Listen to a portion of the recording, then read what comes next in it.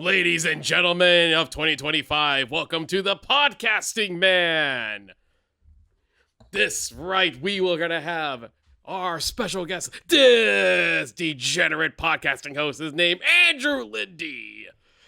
I've hosted so many podcasts, it would make you sick. He has to record this podcast for 24 days in a row. Yeah, that's right. I'll keep going all night long. I can come up with topics you never even would have thought was possible. That's right. If he stops recording, he will be killed. Oh, and where's his co-host? Well, that's me. Hi, I'm Justin. I'm the co-host of, actually, the show is called Nothing New, a Remake podcast. Yes, and I'm just a normal podcaster named Andrew Linde. I'm not a deadly degenerate. And we are not recording this for 4 days or something. It's just a simple, our usual running time. I feel like I like that you just picked 24. Just randomly. Yeah. First number popped in my head. Felt right. Yeah. Very much more in the vibe of the we'll get into it, but the 87 version. We are, of course, talking about the holiday classic because we're recording this in December. We are talking about the Richard Bachman, aka Stephen King adaptation of The Running Man, 1987, and the new version directed by Edgar Wright from 2025. We are actually in the arena. Not alone. We have a special guest with us today, an author, and who's written several books, and also one of my go-to Stephen King dudes when I ever want to have questions about Stephen King. Hello to our contestant, Bobby Johnson, aka BC Johnson. Hi, guys. How are you doing on this lovely day? Good. I'm excited to be running today. I'm sure I'll win. That's the vibe you should be going into. It's like, I'm pretty chill. Oh, cool. No big deal. I love being hunted for sport. But yes, I do think. Let's just start with Bobby. You are Justin's go-to Stephen King guy. How did you come across The Running Man, either the original 87 film or the book first? I saw the original movie first because we were big Arnold Schwarzenegger fans in our house growing up, so now I will say this one was not on regular rotation at our house. Like, we were more like Predator, Terminator, kind of that. Sure. But I do remember seeing this one very early and thinking it was really weird. And it wasn't until probably like maybe 3-4 years ago, I decided to read the book, because I actually have a list of all Stephen King books, and I'm just trying to go down them and like read every single Stephen King book, which I haven't done yet. But I finally got The Running Man, and I was like, wow, that is very different from the movie. But I love it. It's a great book. I'm curious. When did you find out that it was Stephen King, that The Running Man's based off of a Stephen King story? Because I think most folks may not have known that. Even if they didn't know the Richard Bachman pseudonym, like I remember being very surprised that I'm like, it's like, oh, here's all these Stephen King adaptations, and I looked at the list and it said Running Man. I went, I beg your pardon, what? I'm pretty sure my parents told me when we watched it, because they were also big Stephen King fans, and they're like, oh, this is based on a Stephen King book. And I was like, this does not feel like, even as a kid, I mostly knew Stephen King from movies, And I was like, this does not feel like Stephen King at all. It's like, when I think of Stephen King, I think of, horror, scary things, hauntings, etc. The thing that you take for granted is evil, not what this was. No. And the funny thing is now I've read so much Stephen King that he's actually very versatile, but his more versatile or weird or non-horror books don't really get adapted that often, or if they do, they don't make a big deal out of it. Like the Shawshank Redemption, like a lot of people Right, didn't know right. that that's Stephen King, right. But no, he does sci-fi, he does fantasy, he kind of got stuck with the horror label, but that's he does a lot more. And I think people are coming around to that. To be honest, it's as time's gone on, and like they're starting to look at the rest of his oeuvre. I think people are realizing that, like, oh, he's more than just the scary guy, Andrew, what was your first exposure to the Running Man? I think very similar to Bobby, where it was a Schwarzenegger household, where a commando got in there. I think when I was growing up, it was Jingle All the Way. Of course. Some of the later, more comedy oriented ones. I haven't seen Twins in so long, but I'm that was in the rotate, like things that were not Kindergarten Cop, things that were not strictly action, and more comedy. And so it's really funny to think of how Running Man fits into that, where it is more action, but he's got the one-liners, like how it fits into Schwarzenegger's whole vibe. It's just really and I think that's where I was coming from. But I think I also too knew that it was a Stephen King from very early on. I think I knew that and just thought, I guess he just wrote some weird stuff before he got into, horror, which is halfway true. I think we're all in the same family house of Schwarzenegger fans. Because I had the similar thing of, we were Schwarzenegger house too. Look, we're children of the 80s and 90s, so I guess that makes sense. Like every house was a Schwarzenegger house. You had to be. Yeah, 100%. So Running Man was, I believe, like probably an HBO staple for me. So that was one that it came on, but it's also one of those movies that I never saw all the way through. It was always a movie I stumbled on in the middle of it and going, oh, it's the Running Man, and I'll just like watch from there. It's not one of my favorite ones growing up. I also was like, like a Terminator 2 kid, a Commando kid. I should have not seen Commando as a child, but here we are. Yeah. Same. I watched that so often when I was so little. Oh my God, same. Obsessed with the scene of him grabbing all those weapons in the shopping cart. I was like, I want to go to this rocket launcher store. Like, where is this store? So yeah, I always grew up being a bit of an Arnold Schwarzenegger fan too. So and The Running Man was a movie that I liked, but I never was like, oh, that's one of my favorites. But if it was on, Schwarzenegger, and sci-fi. So I absolutely watched it. Oh yeah, Total Recall. I'm thinking about the other Recall. Like in the zone of sci-fi Schwarzenegger. This is not, it's not Total Recall. Like we're Total Recall. But but if it scratches the itch of like, we want to see Schwarzenegger in a little bit of a sci-fi situation. Yeah, for sure. So here's the thing. Okay, the movie. I think the interesting thing about the movie is that, first off, it takes place in the far-flung future of 2017. Which I always find these dates so funny how specific they are, especially because, as was part of the promotion of the new film, the original book does take place in 2025. Right. So immediately I thought, I also just watched the 1987 version like 2 days ago. But I was like, wait, why would they change the year? But it's because it's 87. They wanted to put it 30 years in the future. They're going for that classic. You have to pick a rounded number. So it's it's 30, it's 25. You look at Back to the Future does it as well. There's different, but it's always like a nice round number. So if they made it 2025, people would have been like, what? Huh? How can I remember this? But it's like, so 2017 is like 30 years in the future. This is what could happen. They can wrap their head around 30 years in the future. Yeah, that makes sense. See, that makes sense. 'Cause I was watching the movie and I was like, why would you change it like 7 years? Like, what's the point? Such a random, I hate 2025. Like some studio note, So okay. So we're kind of interesting. The movie starts off with this like sequence where we're seeing Ben Richards, who's a pilot, a helicopter cop pilot, and he's basically looks like he's like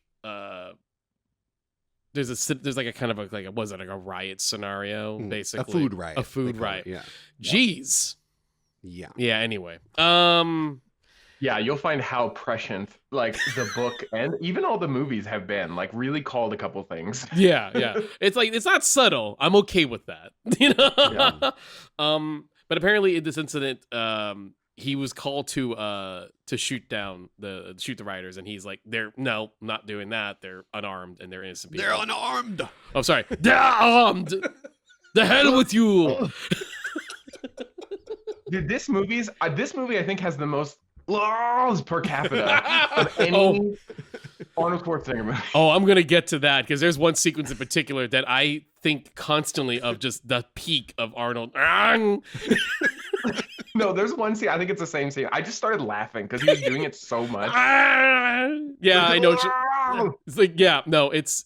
I think you're right though. This is, if there's a sound a competition, this is tops. You know, it's the winner of that. Yeah.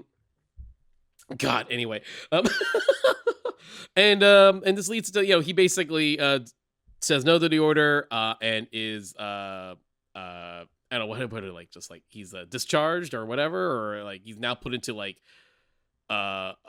basically fired. And he's then 18 months later we cut to like his current life where he's like working in a mine, prison camp mine. Yeah. Which is right, it's their excuse to put a beard on him, of course. Yeah. That's not a I took a note while watching the movie. Arnold Schwarzenegger should wear a beard more. He looked great. But that's not a real beard, right?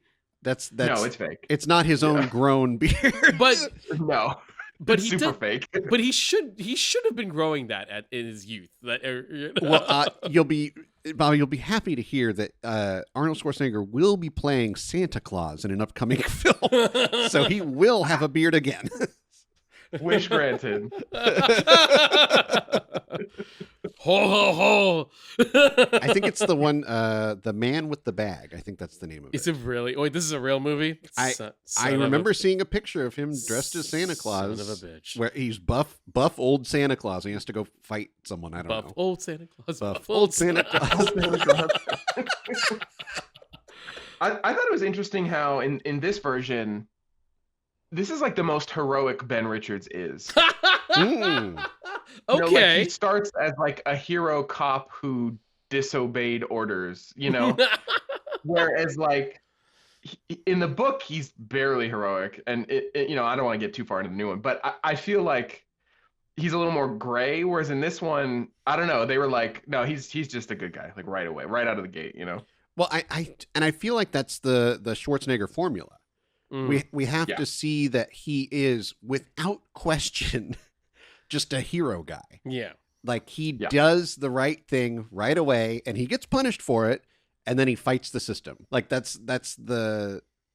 feels like a very baked into a lot of Schwarzenegger action films. Yeah, especially because like we're at this point that we're like he's clearly a megastar at this point. So it's like he is sort of doing the I'm controlling my public persona. And sort of allowing himself to like, I have to be the most heroic, the coolest, the best, etc. Period in his career. Especially if we kind of noticed that like the writer of this movie is Stephen D. D'Souza, who definitely wrote Commando. Yeah, he 100% wrote Commando. And what else did he do? But he's kind of become like Street Fighter. No, what did he? He did do Street Fighter. I'm like, I'm remembering this, but it feels wrong. So he did do the Street Fighter movie, but he was like one of the writers of 48 Hours, and one of the writers of Die Hard, if not the writer of Die Hard, and so which that feels like cut from the same cloth as this in a weird way. Very much so. Yeah. And especially after Commando, because Commando like is the first movie that allowed him to become like a guy who could be in contemporary times. And Commando was chock full of classic one-liners. Yeah. I guarantee you that when D'Souza was brought in because they hired Arnold, he was brought in to go make this an Arnold movie because this is what people expect out of this movie. And any compilation you've seen of Arnold Schwarzenegger one-liners, a lot of them are from this movie. No, like that Commando connection makes so much sense because I was watching the movie and I hadn't watched it in like 20 years or something. And I was like, there are so many one-liners. Like, it feels like the movie is like every death has like 2 or 3 one-liners. And I'm like, this is a lot, guys. This is a lot. There's a one-liner before he kills them, and then there's a liner after he kills them. Well, and he starts doing the one-liners before he's even on the show. He does at least 2 when he's doing the prison escape. Yeah. He does. There's no real arc for this Ben Richards. No, he has no family. Yeah. He mentions a brother, but the brother's dead? What was the deal with the brother? I cannot remember now. But we never He got resolved in that. trouble. Yeah. Right. Yeah. Well, right. He went to re-education, which I think in my brain was code for they killed him. So right. That's probably true. Especially once you find out what happens to the winners, Right. Yeah, for sure. I do want to pause for a second on talking of Arnold. We will have plenty of time. But director of the film is Paul Michael Glaser.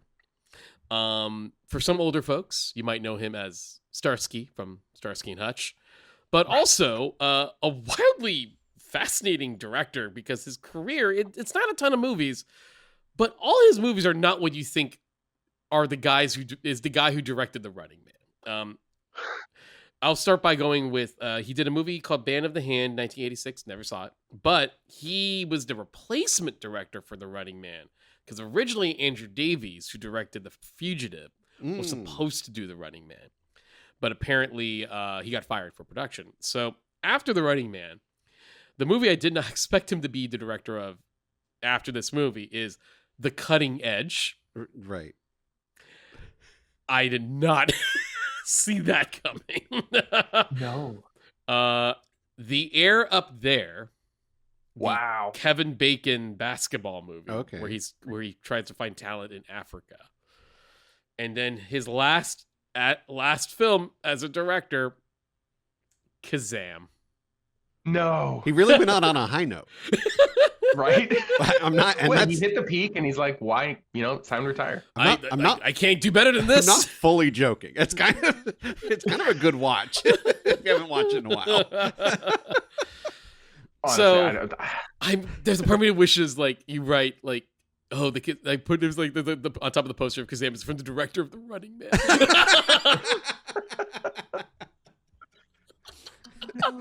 From the director of The Running Man, The Air Up There, and The Cutting Edge. Kazam with Shaquille O'Neal. Man. It's funny because he comes from TV. Yeah. And I assume also on there that he's directed a lot of TV episodes. Yes, he has. Yeah. It feels like if Ron Howard didn't have Ron Howard's career. You know what I mean? Where it's just like, you look at Ron Howard's filmography and you're like, one guy did all this? Wow, that's kind of impressive. And then you look at this and you're like, that's weird. Yeah. I also want to call out, speaking of TV connections, one of the, I kind of think great castings in the movie is Richard Dawson. It's almost like the reason to do this movie was that they got Richard Dawson. It's true. No, getting an actual game show host. Yeah. And the fact that he can do the game show stuff, but he's actually really good as a slimy piece of shit.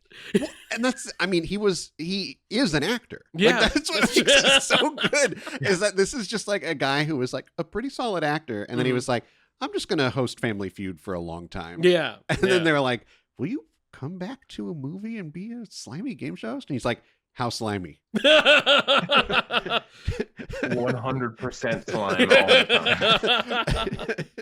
And he's like, yeah, he fully commits. He's actually he's so good. There's parts of this movie where he's saying things and I'm like, I don't think you could get Steve Harvey to do this now. You know what I mean? Like I don't think you could get like Jimmy Fallon to do something like this now. You know what I mean? Like that's in the same vein where it's like, oh, this was someone who was a little respected, and then they just decided to host forever. Yeah. And it's like I could not see Steve Harvey in something like this going like, fuck you, Ben Richards. Like that's just like Richard Dawson doing that is like, hell yeah. So okay, getting back a little bit back on track of the plot. Sorry about that. Yeah. We'll talk about Richard Dawson more for sure. Hell yeah, Richard. So at the beginning of the movie, even while the credits are rolling, we see that apparently Ben Richards is actually is part of an escape plan to get out of this prison thing, and there are two other guys with him. I kind of want to put a pin on them. Okay. Yeah. Because I feel like, and Bobby, maybe you can confirm, like his other two buddies that he escapes, the guy in glasses and the other guy, Yaphet Kotto and some guy, sorry guy, like the nerdy guy, guy, yeah, like the tech guy. Like, are those characters essentially in the book as well? Yaphet Kotto plays Laughlin, who is in the book, but Laughlin is one of the other runners, like and the same name. Obviously, this is a completely different character, but Laughlin is also the name of the female runner in the new version. Okay. Yeah, they're playing with that idea. I think especially with the Schwarzenegger style is they wanted to give the runners like a backstory where they know each other. Like it's not just a random guy; it's like his friend. Which and I thought honestly, I was like, they did it pretty well where he was told his friends would be let go if he ran. Yeah. And then when he gets in there, they're like, actually, your friends are here and they're going to be with you and they have to die. It's like, oh, like that's kind of a good little twist. Yeah. As far as a Schwarzenegger film goes. No, it's true. It's like a good, like, kick the dog moment when you realize that, Killian is a real bastard.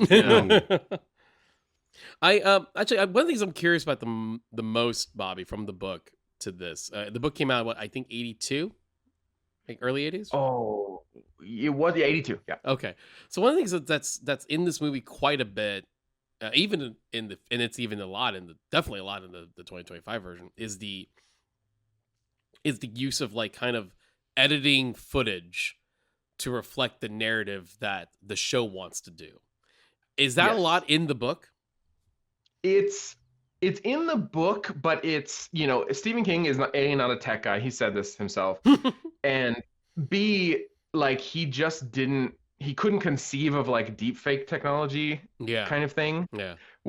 So it was more, they would take his videos, like the videos he was sending in, and they would put like a different voiceover over it, like a sound alike. But people who could read lips could figure out what he was actually saying. Oh, so that's in the book. That's in the book. Yeah. Okay, interesting. That's funny. Okay. So it's crazy how the movie like predicted like deep fake and its use by like dystopian channels. Like it's well, I mean, even in this 87 version, the idea of they're editing your words to make it, something different, like they're pushing their narrative or they're changing the meaning of it is so because they have the footage of, for some reason, they have the literal film footage that we saw of him being the helicopter pilot. I love it when movies do that, where it's like, here's the footage, and it's like, that's the same shots in the movie.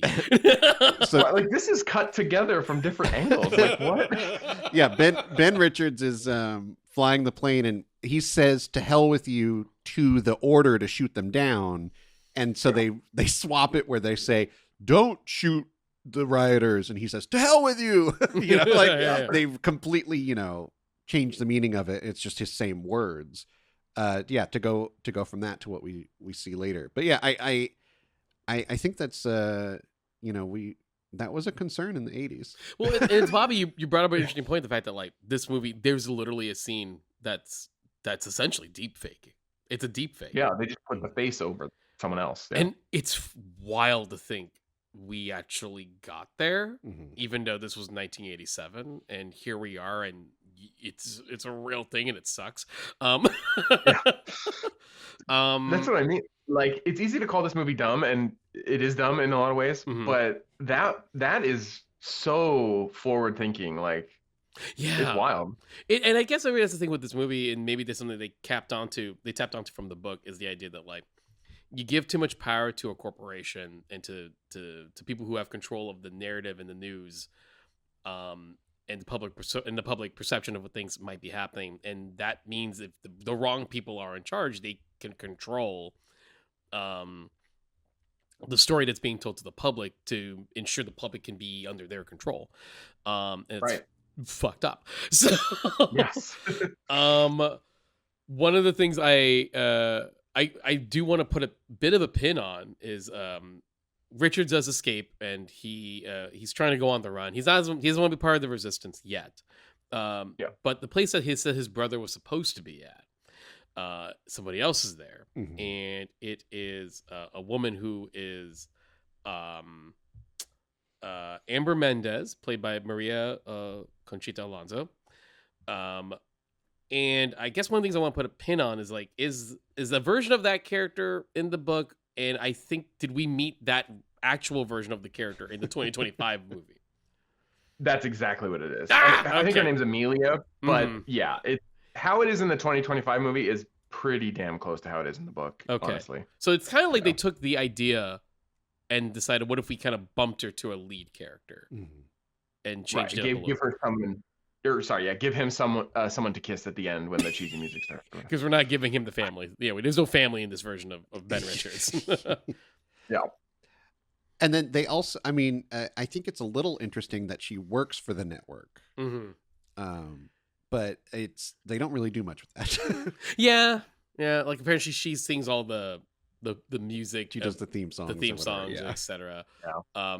It seems like that was like a kind of a half baked like idea, because they really don't go. Just, I mean, I think they needed to also explain why she would later just be there. It's consolidation. Yeah. Right. Yeah. And to get the footage, that was basically it. Yeah. The raw footage, which is hand waved, right? When they're just like, where did you hide that? Yeah, like just the movie being like, yes, we know it's ridiculous. There is a bit of a self-awareness in this movie that Yes. I never really caught on to until like this current viewing, that I'm like, oh, this movie kind of knows it's a little big and a little ridiculous. Oh, you think it knows when it has a gladiator who sings opera and shoots electricity out of his spiky You know, hat? when I was a child, that was subtlety. I think, that is one of the big things that's so core to this version, is that the idea of a game show at the time was like American Gladiators. Mhm. Wrestling. Yes. Wrestling. Like they were drawing Yep. from those elements to make these larger than life characters. Even like Captain Freedom. Like Yeah. it's kind of over the top in its own stupid way. There is something kind of interesting in the fact that Captain Freedom is played by an actual wrestler, Jesse Ventura, and that Fireball is played by Jim Brown, a former like football player. Yes. There's no like, what sports personalities, more or less. Even Sub-Zero, not that one. Professor, kid you not, his wrestling name is Professor Toru Tanaka. He was a WWE wrestler Okay. as well. So Okay. that there was like a lot of Okay. those guys. See, that explains it. Okay, I was watching the movie and they call him Sub-Zero, and then at one point he calls himself Professor Sub-Zero. And I was like, he's a professor now? Like, what? He had to keep his branding. He was so He was a doctorate of Sub-Zero? Right, and I'm like, and he plays hockey? Like, I can't get this theme straight. What is this? What? Bobby, the hockey, because it's been so long since I've seen this movie. When he shows up in a hockey rink wearing the full gear, I'm like, I beg your pardon. That's why you're Sub-Zero? Like, there's a flame guy who shoots flames, but Sub-Zero is just a hockey player. It's bizarre. They're not called hunters in this movie, though. They're called stalkers. Yes. Yeah. Weird. I don't know how I feel about that. Seems unnecessary. It seems Like, an unnecessary. Well, change. I think the like most unnecessary change and like completely changing kind of the view of this game show Mm-hmm. is that you're not running for any period of time, it's like more like a game show. Yeah. When Richard Dawson explains how to play this game, I could not follow it. I felt like you remember that episode of Friends where Joey gets the game show hosting gig, and it's like the monkey. Yeah, the monkey climbs the tree, and then you get the bonus round. And I'm like, I can't. You hop on one foot. It's like you go to zone 1 and you get 4 hours, and then you go to zone 2 and you get 4. I was like, what is this? And then you just but it's all just rubble. Like it's not like a it's like I know in the book, and this is what's reflected in the movie, is that it's like a literal globetrotting, but like literal like on the run throughout the country scenario. So it's like and this is a very clear budget choice of like, we're not gonna do that. So it's all gonna be quarries and underground things. I want to pull like a weird, because we're talking about Professor Sub-Zero. I want to talk about a weird connection this movie does have with another film or another character particularly. So there's a contestant, not contestant, there's an audience member in this movie called Edith Wiggins. Oh yes, she's the one who calls that. She picks Sub-Zero. I love that as a bit in this movie. Like if that was in the new one, I would have loved it too. Like it's such a funny idea. Pick the hunter. Which hunter are you gonna? I love that she's it's always like an old lady or a housewife. And she was like, I'm really into Sub-Zero. But I bring her up specifically because I'm watching her and went, I know who this actor is. Lynn Murray Stewart, but I know her best as Missy Vaughn in Pee-wee Pee-wee's Playhouse. Oh my God. Oh wow. But she's also in Pee-wee's Big Adventure. Like she played Mother Superior in Pee-wee's Big Adventure. Okay. But the other hilarious thing is, just because I was doing this dive, I'm like, well, what else has Professor Sub-Zero been in? He was Francis's butler in Pee-wee's Big Adventure. Wow. So she technically called upon her co-star from Pee-wee's Big Adventure. I wonder if they knew. Was there some kind of cross-pollination in the production or There's something? got to be like a producer that I'm not seeing who did both movies.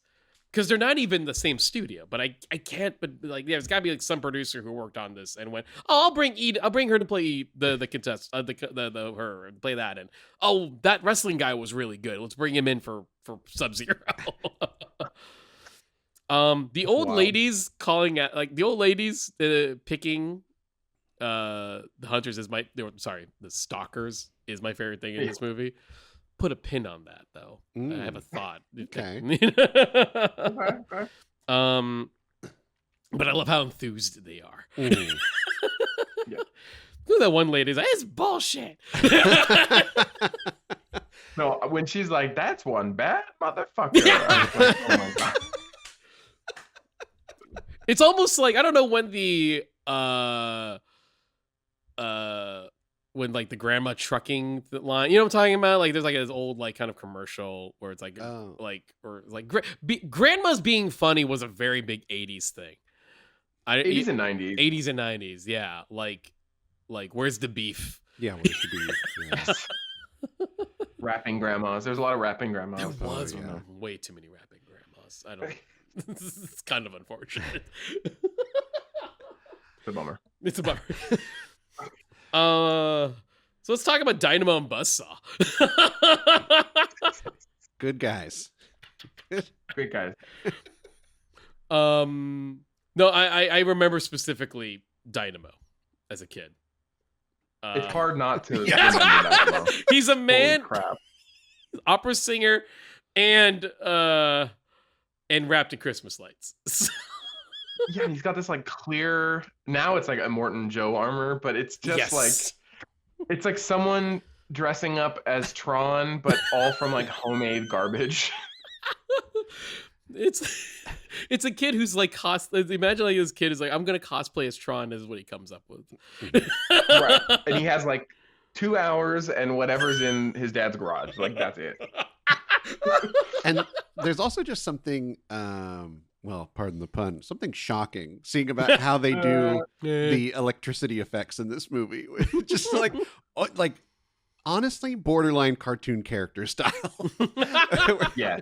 Like the blue outlines going around them. Like it really felt like I was like, did they run out of money? Like what happened here? This was the stylistic choice? I don't know. No, like the big dramatic scene where Weiss gets killed. It's hard not to laugh because it's so silly. Yeah. Like he shakes like the guy from Home Alone. You know? Yeah, exactly. Yes. That's what I couldn't stop thinking about when they show. Is it Marv? They show Marv. his skeleton when he touches the electricity, and I'm like, this is that, but it's meant to be sad. Exactly. Oh my god! Now I can't unshake that visual. Yeah. It's like, oh my god, Harry and Marv would not survive the Running Man. or would they? They're immortal. It seems like That's fair, Fox. That's true. you hit them with Yeah, a nothing brick can 7 kill them. times. Yeah, That's okay. That's a concept. I'll love to see fan art of Kevin McAllister and Harry and Marv are forced to do the Running Man. Have you ever seen that like Marv is Dead YouTube video? no. Oh, it's hilarious. I forget what the channel's called, and I even forget what the title of the video is. But it's someone goes through Home Alone and Home Alone 2 and says like how many times they died and what they died from. Where it's like internal hemorrhaging. Marv is dead, you know, and it counts them all up. It's a great watch. I highly recommend. So here's the thing. The movie is. I'll be honest. I actually, because I was doing this watch. I think the movie's actually still a lot of fun for what it's trying to do. Sure. It's like it knows that it's kind of goofy and silly, and I think the action is not even like my favorite thing Schwarzenegger's in action wise. Like literally, Predator comes out the same year. Oof, yeah, and that's like one of the best. That's like one of my favorite movies of all time. No, seriously, it's like John McTiernan, one of the best. It's one of the best action things, period, along with just also great horror and sci-fi. But this is like now I'm like, oh, this is kind of like, this is fun, and it's very stupid. Yeah. Yes. It's a little repetitive. Like a lot of the action is kind of samey. Yeah, But very it's samey a is the good correct time. word. Yeah. Also, I noticed. There's another actor I recognize in this. He plays Sven. Like Richard Oh, Dawson. Yeah. Do you know Bobby? Do you know who I'm talking about? Yeah, he's from Mallrats. Yeah. No way. He's LaFours He's in the Mallrats. security guard. He looks so familiar. I was like, what is this guy? That's funny. Sven Thorsen. I think he's probably just buddy. I feel like he's just buddies with Arnold. That's probably true. I am curious, Bobby. I read The Running Man, but so long ago that I have no real memory of it, except the ending, which we'll get to in the second half. Yes. But what I was trying to recall is, do they make it like such a big deal that it is convicts that they use for The Running Man, or is it just anyone? It's anyone. I mean, you can go off the street and just it's honestly like the new one, but basically, yeah, you just go. But then what they do is they take whatever They make you look bad. Right. They take whatever's the worst thing about you and they exaggerate it to an insane amount. Okay. Because I thought that was so strange in this one too, where I'm like, oh, they only use convicts. Like that's such a funny. I feel like that's the that's like trying to make people feel better about the fascism going on. Where it's like it's like they're convicts. Don't worry, we're just killing the bad people only. That's your entertainment today. And it's like, ooh, like what if they're not though? Like we see with this version of Ben Richards, where he tried to not be the butcher of Bakersfield, which I kind of like that as a title. Like that's not bad. That's not bad. It's a great title. Especially as California natives, where like, oh, Bakersfield. When they show like this like metropolis that is Bakersfield. Yeah. Look, in 30 years they grow a lot. Yeah. I was like, what part of Bakersfield is that? I don't remember that. I know that's a lot of desert. Like they could have picked like a more well-known, like if they wanted the B sound, it could have been the Butcher of Boston or something. But it's like Bakersfield. Yeah, it was like it's the California producers are like, yeah, I live in Bakersfield. Oh, I'll go ahead and exactly. I'll also go ahead and say that, like, yeah, the top the max amount of that's is in the deep fake sequence. Yes. Yes, that's the one that I could not stop laughing. Yeah. 'Cause it's like it's clearly been put in after, and so he's just being thrown around. It's like, "Whoa, whoa." And okay, so the last time I've actually seen this movie, it was probably like a decade or more ago, right? And I see that scene and I'm like you, I couldn't stop laughing. I couldn't stop laughing. It's just him going, and like, No, it's too good. and I get it. The concept is that like, oh, well, he can't talk because that'll give it away. Yeah. So I love the idea, as someone who edits, I love the idea that they went through all these recordings of Richards going, okay, well, okay, pull that sound, pull that sound, pull that sound, Yep. pull that sound. They put it on like a keyboard. They could play it like a song. You know, all right, and check this out.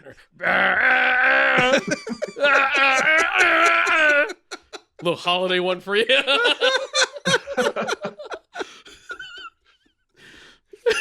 So, I had a note about what you said about using criminals. I just thought of it. Mm-hmm. I love it's like a blink and you'll miss it like line. But when when Killian is trying to call up the Justice Department and he goes, give me the Justice Department Entertainment Division. Right. And I was like, damn, that is really good satire. Like that works. Oh, that's really funny. I forget. Well, especially like nowadays where Mhm. like the Justice Department is constantly on television and they're constantly, and it's like, oh my God, this was very prescient again, And like reality show stars are chosen to run the government. It's like, Right. ooh. Exactly. Like, give me the president's agent. Like, Yeah. yeah, that's probably the thing. You know, it's interesting because I know like RoboCop is around this time period. And I think there is something to be said about this movie being so clearly commenting on the Reaganomics of it all. You know, the 80s Oh, of yeah. it all, the capitalism at the beginning of Well, what and we also see as capitalism, literally- that we are currently dealing with. But you know? also the Reagan idea is that a movie star became the president. Yeah. Like it is Yeah. like the entertainment world comes into politics, and what does that look like if we go to an exaggerated extreme that no one could ever imagine would ever happen to America? No, absolutely not. Absolutely not. Anyway. But no, things like RoboCop and this are fascinating in the fact that they were coming out in the 80s and deciding to do these movies set in the far dystopian future to kind of make those comments and comparisons and etc. And look, I don't think they were trying to be deeper than well, maybe RoboCop, who knows? But I don't think this movie was trying to be that particularly deep, but it does by accident sadly seem like weirdly prolific. Yeah. Fuck, who knew? Yeah, right. Hate This it. is ridiculous. This could never happen. Yeah. Yeah. Get ready to see Buzzsaw and Dynamo at the White House. They are. I mean, Are they not there? they're having like, aren't they building an MMA ring or something? I'm depressed all over again. Yes, they are. I'm Yes. not even joking. Like it's so insane. Anyway, back to the fictional world of the Running Man. The movie does kind of have a tidy ending. Oh, so tidy. Mhm. Oh, absolutely. All they had to do was upload the thing, and then it did the thing, and they won. Yeah, it's a shame. I want to live in that world. Well, that was enough. Right. Here's the other thing about Schwarzenegger being in the film. And it's kind of like part of the thing about I love Total Recall, and I think that's such a great. It's Paul Verhoeven also. Mhm. That's such a great Arnold movie. But part of the thing about like casting Arnold is that sadly you give up half of the element of the everyman. Yes. Yeah. Or I'm sorry, not half. 90% of the element of the everyman. Yeah. The Yeah. moment you cast Arnold, because that means that when Arnold shows up, even the beginning of this movie, he already knows how to shoot him guns. He already knows how to kill. He already knows how to fight. There's no learning curve. That's kind of one of the reasons, like, even I love Total Recall, the scene in Total Recall where he goes, "Oh no, I know how to kill." It's like, yeah. I'm like, yeah, you're Arnold Schwarzenegger. Right. Whereas, like, in Born Identity, as an example, when Matt Damon goes, "Oh fuck, I know how to kill," I'm like, "That's surprising. You're Matt Damon." Well, Yeah. and like Total Recall is a good example of that, where it's like he's supposed to be like a guy who's like a schlubby guy who's sick of his 9 to 5 and his wife who's Sharon Stone, you know. So tired of coming home to Sharon Stone. I'm like, you're married to Sharon Stone. Like, I remember hearing initially, like, Richard Dreyfuss was actually, like, in consideration, and part of me is like, I sort of want to live in that world, because that's Hell yeah. that's the version. Like, imagine Richard Dreyfuss is like, I'm Richard Dreyfuss, and then all of a sudden he starts kicking ass halfway through, and that's a movie. I want to watch that movie. Oh yeah, I think that's way better, honestly. And I love Total Recall. Well, But that's yes, I that's agree. like where I think nobody hits that sweet spot. Oh, Yeah. Yeah. that's why it's Yeah. yes, like Bob Odenkirk of all, and then you Yeah, watch the really? movie, and you see the bus scene, and you're like, Bob Odenkirk, Wow. Yeah. Like, yeah. fuck yeah. Like I think we also, I mean, maybe like even John Wick kind of hits that button because like Mhm. we know Keanu's like badass, but it's like watching him do these insane fight choreographies. Right, like, right. Oh my god. Well, that's also like the Matrix. The Also Matrix, works, yeah, right? it Too, did, like yeah. because like he I starts know off, kung fu. yeah, he starts off looking like like you know, like pretty boy Keanu Reeves, and then all of a sudden he fucking moves like Bruce Lee. Mhm. You know, that's like, oh shit, didn't know Keanu had it in him. But yes, even here, going back to this movie, it's like the moment, like, you know, they go to the television station with their guns ablazing and etc. It's like it's an Arnold movie all over. It's basically an Arnold movie, typical Arnold movie. So I do like the bit with Arnold and Sven. Yes, that was great. That Richard- was legitimately great. Richard Dawson's sitting there going like, aha, and you're even expecting a big one-on-one with those two. Mhm.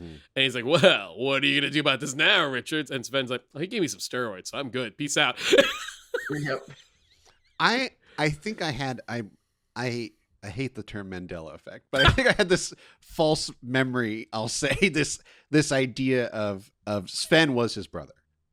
Oh. When he came up, I was like, oh, are they going to reveal that Sven was his brother the whole time and he was like helping him? Mm-hmm. But obviously not. But I'm like, oh, that's a note. You That's know, the note I would give the studio. it's funny because it's like I think Sven's actor is Danish, but in the 80s, you know, you got an Yeah. accent and you're from Europe, good enough. Yeah, you're brothers. You're brothers. Yeah. That's actually that would have been a funny twist. That would have, and especially because he's like looking at him, and then he's like, "Brother, you good? Yeah, I'm good." Right, I had that kind of. I was like, why does he help? Like I was watching. I was like, why? I was like, oh right, it's his brother. And then it was not. And I was like, oh okay. Well, I guess I'm thinking smarter than the movie. I'm one step ahead here. I mean, I would like. There's a part of me almost thought maybe they were thinking about that, Hmm. and they didn't do it. But also, I don't think they were that smart to do that. So, Well, and I mean, it would be ridiculous. Yeah. Like this movie is like it just would have been ridiculous. it would have been ridiculous. Yeah. I know. And- The movie's strangely subversive like that. Like they play up, you know, Captain Freedom so much of the movie, Right. and then he just fucks off, and that's the end. He's like, I like that his thing is he's like, I don't want to do this. Like he's like, Yeah. he's like, I'm a workout guy now. Like, what do you? I love the amount of 80s aerobics in this thing. No, his workout video is like my wife walked in on that, and she's like, "What are you watching?" I think it's a movie. I promise. It's a Schwarzenegger movie. I swear to God, it's a Schwarzenegger It's what the substance was trying to do with the with their the aerobic workout stuff. stuff. Yeah. Oh my god, it is very substance. I hadn't even thought about that. I also really love the end credits song. It's like, Oh my god, it's so hokey. it's so. And I like hokey. if you keep listening, like they have like the end credits of a game show. Yeah. Yes. Well, and they like Oh. kiss, and like there's been no build up to that at all. At all. None, absolutely none. No. Like, well, I guess we're here, and it's the end of the movie, so And, we got to and, kiss. well, like I'm hot, so might as well kiss me, Arnold. He's like, okay. Mhm. Movie ends. People were applauding for the kiss, I guess. You know, speaking of how this movie reminds us of other movies, what I was getting this whole movie, I was like, I feel like Guns Akimbo Oh, took this movie and perfected it. like the Daniel Radcliffe. I never saw it. Yeah, huh? But That's a good. Was it thought. it was a game show thing going on in there, or it was just kind of? Yeah, it's not like an official like dystopian game show, but it's like an underground streaming Okay. like thing, and a bunch of people have to kill each other, kind of like the game Assassin basically. And the last one alive wins a ton of money. And it's got all these characters just like this movie, like really over the top. The style is ridiculous, but it's like Running Man on like acid. Is wild. I've been meaning to see that, and I know you've talked with me a lot about how much do you enjoy that movie. So I think that would be a fun visit to watch after watching both Running Man movies. Yes, it's a blast. I highly recommend it. Nice. Okay. So overall, any other thoughts to wrap up on Running Man 87? Bobby.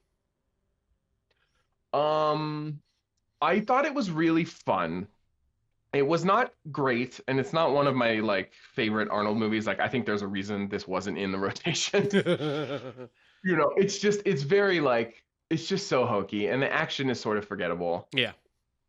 Like, all the guys are interesting, like the stalkers are interesting, but like they all just sort of die. Like, there's not like a big, and so like, to me, like it's fine, but it is a good time. Like, I had a blast watching it. I wasn't bummed out. It has nothing to do with the book, basically. I mean, very little. Like, some character names and, concepts. But, so I enjoy it for what it is. But, I doubt I'll be revisiting it again anytime soon. I want to add to that. I agree with that, Bobby. And I also want to add the unmemorableness of the action, because as I was watching it, I'm watching the scene where Dynamo is fighting Amber. And I got to the end of the movie, and like Amber and Arnold and Ben kiss, and then I sat there and, what happened to Dynamo? I literally was watching this. I didn't nod off. I was like, wait, what happened to the fight with Dynamo? Like, I don't know. I didn't look at my phone. I didn't do anything to distract myself. So I was like, why do I remember that? And I just rewound to that part where like, oh, sprinklers came on and he died. Okay. Oh, see, when you said it just now, I was racking my brain. I was like, how does that fight end? I couldn't remember. Yeah. I'm right there with you. That was yeah. That's so funny. So we all collectively forgot. Wait, how did that, like, so I think you kind of nailed it in the head on that, Bobby. Yeah. No, I watched it like an hour ago and I couldn't remember how it ended. Like, I was like, she kicks him in the balls, but then what happens? Like, I remember the ball. I remember the ball kicking. I remember her saying the line about like, I don't have a battery up my ass. Yeah, that wasn't bad. I like that one. Actually. Yeah, me too. So I was like, how did she defeat him? How did she win this fight? She's clearly fine. It's hard. They just didn't show. It might as well. They just didn't show us. I almost thought, did they just not show us and just made us wonder if she's okay, and then that's her reveal that she's fine? So I rewound the double. Rewound, and I'm like, oh wait, they did show it. How the fuck did I forget that? I will also. Alzheimer's? I have seen this movie more than once, and I was like, how does he kill Richard Dawson at the end? And it's like, he shoots him off on the sled and he blows up in the billboard. But you would think that would be memorable. Yeah. And it's like, I've seen this movie multiple times, and coming to the end, I'm like, does he shoot him? I was like, I know there's something crazy that he does. And it's like, yeah, he just shoots him on the sled. Like, it's crazy. But put a pin on that. Yeah. All right. Any other thoughts, Bob? Andrew? No, I think we really talked as much as we can about the Running Man. Well, then all I have to say now is like, right after these commercial breaks, we'll be coming right back talking about The Running Man 2025.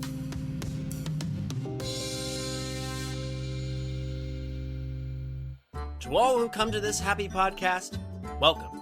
Anna Musings are your musings. Here age relives fond memories of the past. And here youth may savor the challenge and promise of the future. Hi, I'm David. And I'm Kayla. And if it wasn't readily apparent from that, we're huge nerds about Disney. That's why we're doing the Anna Musings podcast. Once a month, we'll sit down and talk about a film in detail from the Walt Disney Animation Studios filmography, covering them in chronological order, from Snow White to Moana and beyond. To Moana and beyond! Sweetie, we're not doing Pixar yet.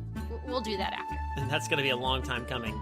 Anyway, if that sounds up your alley, come join Kayla and I, and maybe a guest or two, as we explore the Disney animated canon, film by film. With the hope that it'll be a source of joy and inspiration to all the world. Ooh, nicely said. Don't thank me, thank Walt.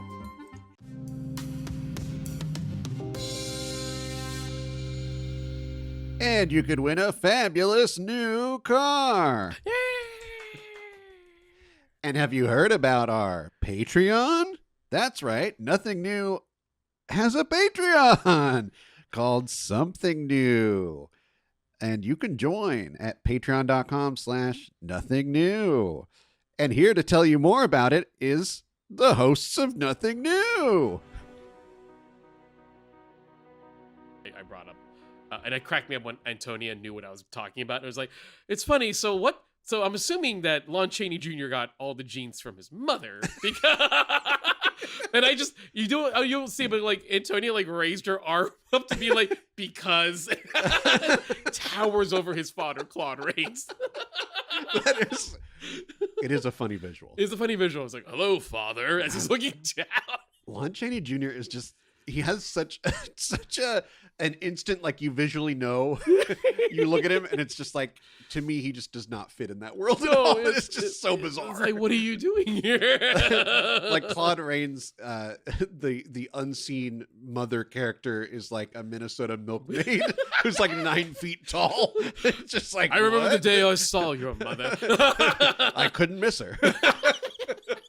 Like I saw her from 100 feet away. She's lifting a barrel. Yeah, she's lifting a barrel. And then the next time you see her, she's lifting him. Like, yeah, like over the threshold. That's right. For only $1 a month, you can be a patron. You can be a patron in the Patreon exclusive Nothing New Patreon. $1 a month gets you exclusive episodes only available on the Patreon. Reviews from reviews of other movies, our own remake pitches, and more, including this month's episode. For $25, you also get to control the show. For 1 month, you can tell us what you want us to cover. This includes episodes like King Kong, Power Rangers, and Phantom of the Opera. So join our Patreon and join the fellow patrons of Nothing New, our remake podcast. Now back to our show. I should do that every time. I should just do the announcing thing. Do announcer voice every time. Yeah. I like it. Thank you. Really fits for this one. So before we continue on into the new Running Man, Bobby, tell us where can we find your work and find you online? Hi, I'm excited to be on the show. No, I can't do that. You can find all my books at bc-johnson.com, bc-johnson.com. I do have some young adult books in kind of a Buffy vein. It's called Deadgirl Saga. And then I have a book that came out recently that's more noir, adult, not like adult, though sometimes adult. And it's called Djinn and Tonic. And that one's basically like, what if a genie had no powers and they had to do wishes? So, it's a lot of heists and nonsense. You can get those on Amazon, Barnes & Noble, wherever books are sold. Just look up BC Johnson, Deadgirl, or Djinn and Tonic, and Djinn like DJINN. And yeah, I'm on Threads and Instagram, and I'm everywhere at BC Johnson, basically. Nice. Thank you so much. And yes, please. I've read Deadgirl. Deadgirl's great. And I recognize a lot. It's also there's very personal stuff in terms of like the layout of the high school. We've talked about this a lot, where it's like, yes, it's like, oh, that's our high school. Yeah, it's our high school. It's our town, basically. Yeah. Like it's kind of cool. So like, wait, I know what that is. So that's me for extra fun. But also like, again, I've always been a fan of your writing, Bobby. Loved your dialogue and the character stuff you do. So yes, I highly recommend checking out Deadgirl and the subsequent series that follows. So yeah. Thanks, man. You're welcome. Okay, so funny enough, there actually hasn't been a ton of attempts to try to remake The Running Man since the 1987 film. even once everyone caught wind and became very public known knowledge that, oh, it's based on a Stephen King thing. So it never really was in rotation of constant talks of like, oh, we should redo The Running Man. Until apparently in 2017, around that time, like Edgar Wright was asked, like, hey, if there's any property, I think probably from Paramount, it's like, is there any property of ours that you would consider, like maybe redoing or rebooting or whatever? And Edgar Wright, being a King fan himself, went, well, I love The Running Man with Schwarzenegger, but I've never seen the book done, and no one's tried. So maybe I can do that. Maybe I can try doing the book. And I know, Andrew, you and me have talked about this a lot whenever a filmmaker says, but I'm doing the book. Yeah. But I feel like this is actually one of those cases where it's like, oh, no, he's doing the book. This is maybe the most honest version of that phrase. They're like, oh, it's not a remake. It's like, yeah, it is. Like, get over it. Like, there's nothing wrong with doing a remake. It happens. But even, a lot. But even though you're right, this is the most honest version of that phrase. Even Edgar acknowledges, I'm gonna acknowledge the old movie because he's also a movie nerd.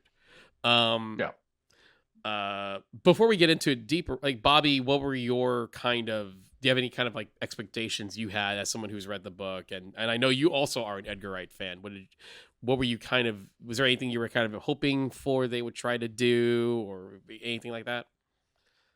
I mean, I definitely, because I think Running Man was always famously like, what movie adaptation is the furthest away from the book? Like, I feel like Running Man was brought up a lot, during those conversations. And so I was just excited to see something even trying to do the book, because the first one, I mean, it just isn't the book. It's not at all. And so I was like, okay, I mean, I love Running Man book. I like The Long Walk more, but I like Running Man a lot. And so I was excited. I love Edgar Wright. I've been a huge Edgar Wright fan my whole, life since he's been making movies. And so when I saw it, I was like, I mean, that sounds great to me. I was a little concerned by the trailer because I was like, it looks very goofy, and this is like a very depressing book. So I was like, okay, we'll see where this goes. I mean, it could be misleading marketing, who knows? So I was excited, but nervous, a little nervous.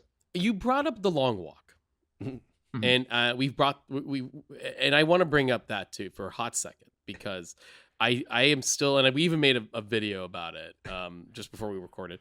I am so fascinated by the idea that not only was The Running Man being readapted, but The Long Walk is finally being adapted. And and it's like, what do you have to say as someone who has read a lot of King? And you even said right now you even prefer The Long Walk, the book, over the Running Man book. What do you think is King's fascination with dystopian futures in which you have to do a government thing to gain monetary wins, but you have to do some sort of physical activity to do so? Yep. And it's walking and running. There's like the crawling boy was the third one. Crawling. That's going backwards. Yeah. And it's funny because they were both books he wrote pretty early, like when he was really young. And I mean, Long Walk is pretty clearly like a Vietnam metaphor. And he was a young man around that time. I'm sure he was thinking about, Vietnam just ending, and, maybe when he was younger, being afraid he might be caught in it. So I think it was on his mind a lot. So that was The Long Walk, I think. And then, I mean, Running Man is similar, but yeah, I just think he saw like Running Man was much more I feel like it was more of a warning. It's like, this is where the country's going, Like, Long Walk this is what we do to young boys when we send them to war. That's what The Long Walk is. Okay. And Running Man is like, watch out, everyone, because this is where we're going, Oh, okay. Oh, that's actually really interesting to hear, because, like, I feel like whenever, like, I think this is going to be this should be a testament to anybody who wants to be a writer and always is fearing of, oh, I have no original ideas, or, oh, this idea is too much like this, or, all my stories are similar. This is you pointing this out, I think, is a great case of like, look, if one of the most popular writers of all time can on paper in synopsis, they sound like they're similar. I made the joke, but they do sound similar. They totally do. I mean, they even have similar names. Yeah. Long walk, running guy. But right. But as you pointed out, the real meat of the long walk and the real maybe experience he's put into that story is not the same as the Running Man. And I think that's important to know. Like you write, you yourself have written plenty. Obviously, you've got a whole list of books. Like how do you feel like what do you think is like how do you feel like what's a way that you can kind of like tell a young writer like, hey, don't be discouraged of not having air quote or purely original ideas. What is your thoughts on that? I mean, I have always said ideas don't mean anything. Like ideas don't matter. Like I think people get really obsessed with like idea, like, oh, I've heard that idea, or it's too much like this idea, or I don't have any good ideas, or I have a good idea, I just don't know how to write, or what if someone steals my idea? Like I get that a lot. And it's like, honestly, your ideas don't matter. Like, I know that sounds funny, but like it's all in the execution. Like, and how you execute it is going to be different than how, like, if you gave 5 writers the same log line and we're like, write this book, you'd get 5 totally different books. True. Yes. Different tones, different messages, different, obviously, plot events and characters, but they would just be totally different books. So it's like, that's what I would say. Don't stress about ideas. Like, just write the damn thing, because you're the filter. So it all goes through you, and you're unique. So you make something unique even if you don't want to, you do. Like, you can't help it.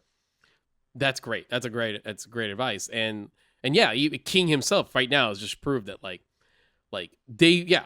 Long Walk, but from what you told us, Long Walk and The Running Man are 2 completely different messagings and stories. Very much so, yeah. And there's just go, like you said, go write the thing, come up with the thing, do it. Yeah, it will be unique. Yeah. Like, don't worry about it. So I kind of also want to jump in a little bit about the new film's casting. Yes, yeah. So right off the bat, obviously, the biggest change, of course, is we're not casting another Austrian oak. We've got today's everyman. We got today's everyman, who's still like the most fit and attractive man. We still got it's still a movie, so we gotta still make him attractive. We got Glenn Powell now in the role of Ben Richards. And I don't know, Andrew, what do you have? What do you want to say about Glenn Powell? Oh, I hate to be like this. I feel like he's being miscast a lot. I don't. He didn't feel right in this role, and I feel bad thinking that. I'm like, there's a scene where they talk about how angry he is, and I'm like, is he? I don't get the sense that he's angry, except for like the 2 scenes where he like throws a fit. I was like, dang. I was like, if they're really trying to make it like Ben Richards is the angriest man, and I'm like, I just don't buy that. I think Glenn Powell is a good actor. I was like, dang, I wish there was someone more like that could fit this anger or something. Like what they wanted out of this character. I feel like they wanted something different. And I just think I really do feel bad thinking that too, because I'm like, I know he can act. I've seen him in many different movies where I'm like, and I like those movies. I like him in those movies. But it's like, there was something here that was just a little off. And I was so worried that I also didn't care for, it wasn't his fault, but I didn't care for Hitman. It was that Netflix. It was on Netflix. It was was it Richard Linklater? Yeah. Yeah. And it's where Glenn Powell is a professor and he's working with the police to pretend to be a hitman. Yeah. And he gets involved in like a real life situation where a guy dies. It's like a whole thing. But part of that movie is he gets to put on costumes and do silly voices. Yeah. And I was like, well, we like to see Glenn Powell in silly costumes. So that's definitely a big part of this movie. Was that how they cast him? They saw Hitman and they were like, yeah, he's a man of 1,000 faces. So I disagree with you on Hitman. I actually really love that movie. A lot of people do. I'm in the minority. And I loved him in that movie. And I actually think, though, I agree. I think that is in fact 100% the audition film. Mm-hmm. That Edgar and Michael Bacall was writing the script, and then Edgar was looking for his lead, and he saw Hitman. He went, yeah, that guy. That's kind of the vibe. And so I do feel like Hitman is the audition for Running Man, because he ends up doing a lot of the Hitman-y stuff. Mm-hmm. At one point he's playing an Irish, like an Irish or Scottish like priest or whatever on the run. But I loved him in Hitman. Actually, I will admit, I think Hitman's the movie that got me on the Glenn Powell train. But I will say, in terms of Running Man, funny enough, in terms of Running Man, I liked him in the movie, but I also sort of get what you're saying. Yeah. I liked him in it. I don't love him in it. And I'm not sure what it is. Maybe you might be on to something with the anger thing. I don't know if that really fully connected with me. Like, great simple example. Let's say like Tom Hardy was doing this and he had to be angry. Mm-hmm. I'd buy that. Yeah. Yeah. Yeah. Absolutely. I think, and also the weird thing is, I recently saw a trailer for another Glenn Powell movie that's coming out soon, where the plot of it is he is part of a rich family, but he will not inherit unless 7 other family members die. So he starts killing them. Yeah. And I'm like, I think I would like that. I think that's like a different kind of mode where it's like, I don't know what it is where Hollywood's like, Glenn Powell kills people. And I'm like, I don't know if I buy that. But if he's slimy enough and he's like part of a rich family, I buy that. But if he's like down on his luck guy who's just angry, I'm like, I don't know if I buy that. There's 2 different modes here. I've seen the trailer for that movie and I actually think that's actually a good use of him. I'm into that. And that one actually looks really, really interesting. Mm-hmm. Bobby, what did you think of Powell? Well, first I have to make a shameful admission. This is the first thing I've ever seen him in. Wow. Okay. Yeah, I'd heard about him. Like, I knew he was the new It guy. He was like in every movie. Yeah. But I was like, somehow I've just accidentally avoided him. Like, not on purpose. It's just like, for a while I thought like the simulation made him up. They're like, he's the new movie star Bobby. I'm like, You didn't see him in Spy Kids 3D? Game over? I missed that one. But I'm kind of on the same. I think I'm closer to Justin, but kind of same. Like, I liked him. I thought he did a good job. I think you could have cast someone better, certainly, like to fit the role. Yeah. I agree. The rage isn't really there, and the rage is like his primary character trait, especially in the book. Like, he is an angry guy. He's so angry. And yeah, here when he does it, it's sort of like, I don't know. It's like he can't quite sell it. He seems more like sort of perturbed. Like, he's like, this all sucks, you know? He's not like a boiling cauldron of rage. It's not that. I think because part of deal with, I guess, yes, Glenn Powell is the current It guy, you know? And unlike other times Hollywood says this is the It guy, I'm actually more on this train than I am the other ones. Like, yeah, I like when they were trying to tell me that the guy from Taylor Kitsch from John Carter was the It guy. I went, no, I don't see it. How about Sam Worthington? No, Jai Courtney. That's my go-to usually. No. I'm like, no.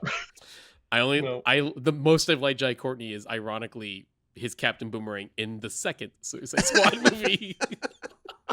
He's good in the first one. That movie's not good, but he's pretty good in the first one. I'll give you that. Maybe he's there. I have such a hatred for that first movie. No, that movie sucks for real. But yes, he should play little weirdos. He's good at it. That's the key. Little weirdos. Yeah. With Glenn Powell, he's the current leading guy, and I think the thing with him is that they don't know where to put him in yet, but they know that he's something. And I think right now he's in this weird place where he's kind of like, and I mean this like positively, complimentary, not negatively. He's sort of like a young Tom Cruise. I'm right there with you, Justin. I mean, and it's not just the Top Gun thing. I could see him having like a series in the vein of Mission Impossible. I could see him having an action series where every couple of years he gets another big name director to do a version of something with him. Yeah. And it doesn't, it you know, it could be anything, but action-y. I feel like he's in that vein. he can always come back to that. Right. That's totally what he could do. But yes, it's even like I even think of like, you look at like Will Smith's film career, where it's like they're like, where does he fit? He's the everyman, but he can run and fight. You know, is he the weird guy or is he the family man? He plays both. You know, is he curmudgeonly or is he happy? He plays both. He can do both. Yeah. Like this is where they're the Glenn Powell test right now. Where it's like, where does he fit? They're slotting him in all the places and seeing where he fits best. And I think he comes up short in Running Man. I don't think it's his fault. I think it's just he comes up a little short. How to Make a Killing, by the way. How to Make a Killing, right? That's the movie that's coming out, and I will look into that, and I look forward to watching that. And if he's great, and if the movie's good and he's great in that, then I'm like, okay, maybe we need to put the Glenn Powell like arrow in this direction. He's but that's just Glenn Powell. Though this is again, now we're at a place where with this movie it's like it's a current Hollywood movie. That means we get more big name actors here. Or fun character actors who get to show up for 2 scenes, etc. One of the big changes, of course, is Josh Brolin as Dan Killian.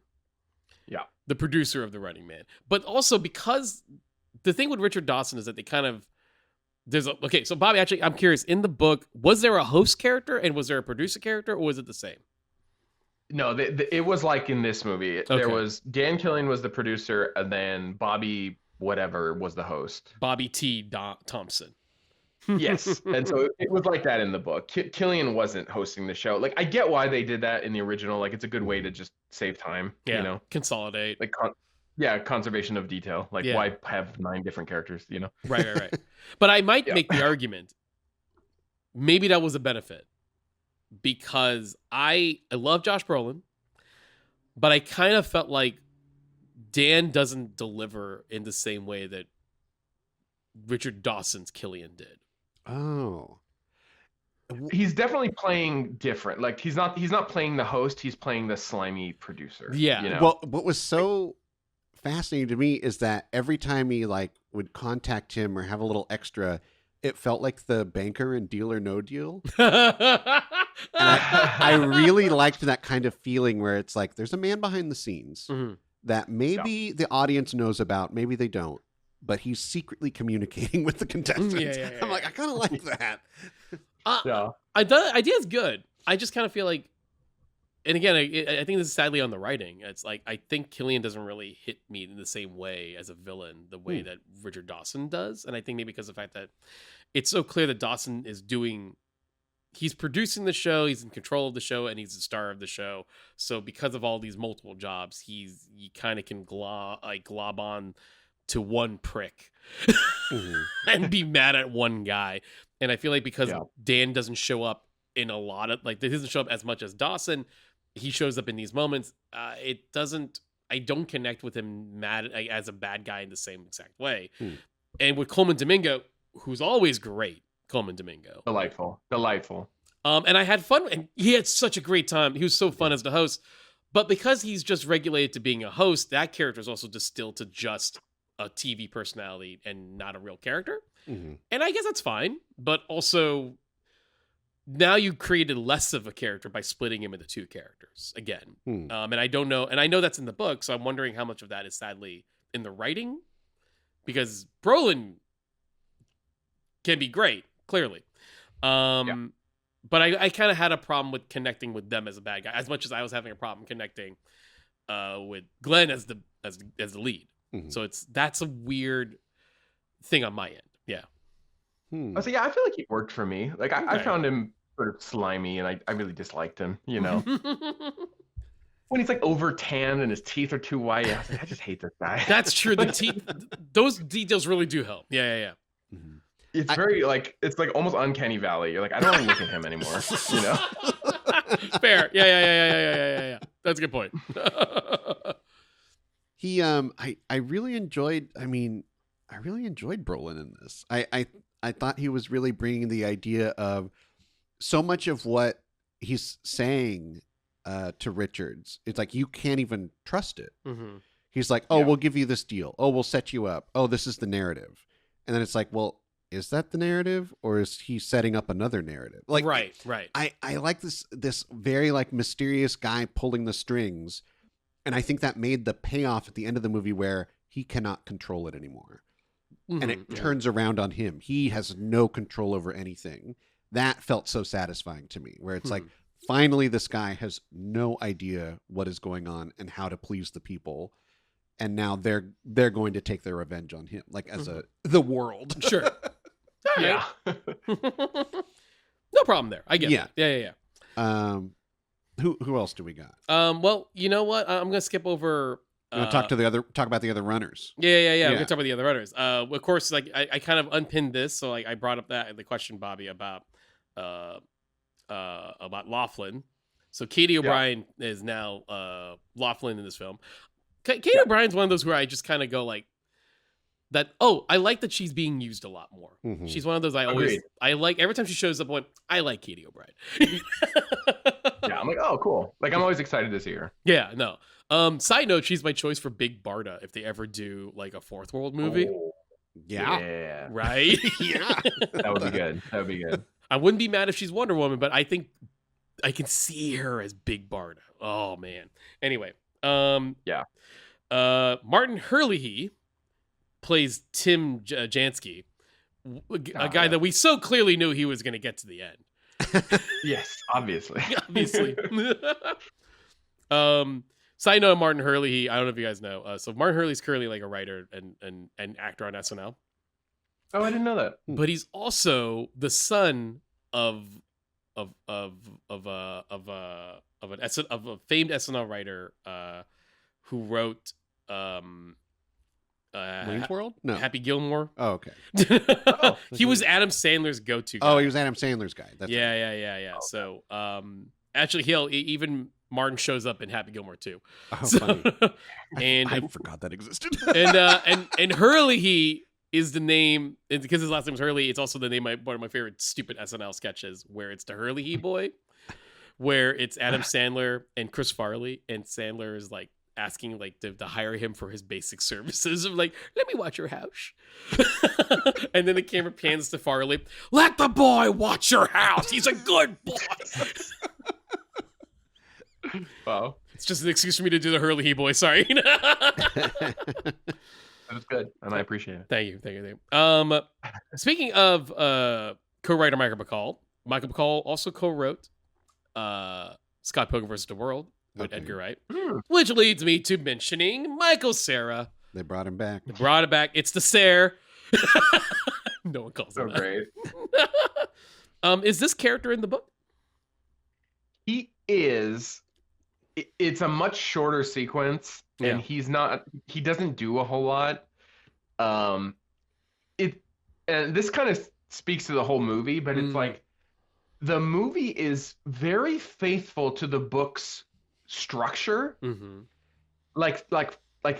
From sequence to sequence to sequence, like he goes here, he does this. Like that's all actually very faithful to the book. Mm-hmm.